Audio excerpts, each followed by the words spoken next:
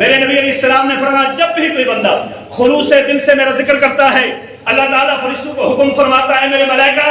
گواہ ہو جاؤ کہ اس بندے نے میرے محبوب علیہ السلام و تسلیم کے وضوحات کا چہرے کا تذکرہ کیا، میرے محبوب علیہ السلام کی واللیل کے زلفوں کا تذکرہ کیا، اس بندے نے میرے محبوب علیہ السلام کی عینین کا تذکرہ کیا، اس بندے نے میرے محبوب علیہ السلام کی شفتین کا ذکر کیا، اس بندے نے میرے محبوب علیہ السلام کے جدین کا ذکر کیا، اس بندے نے میرے محبوب علیہ السلام کے رجلین کا ذکر کیا، اس بندے نے میرے محبوب علیہ السلام کے علم نشرہ کے سینے کا ذکر کیا، اس بندے نے میرے محبوب علیہ السلام و تسلیم کے اٹھنے کا ذکر کیا، بیٹھنے کا ذکر کیا، خضوع کا ذکر کیا، نماز پڑھنے کا ذکر کیا، کھانا تناول فرمانے کا ذکر کیا، پانی پینے کا ذکر کیا۔ اس نے میرے آقا کا مدینے میں چلنا ذکر بیان کیا، میرے آقا کریم علیہ السلام کا مکے میں چلنا بیان کیا۔ اس بندے نے میرے محبوب علیہ السلام و تسلیم کا ایسا خوبصورت دل و جان سے ذکر کیا ہے، اے میرے ملائکہ گواہ ہو جاؤ میں نے اس بندے کی بخشش بھی فرما دی اور مغفرت بھی کر دی۔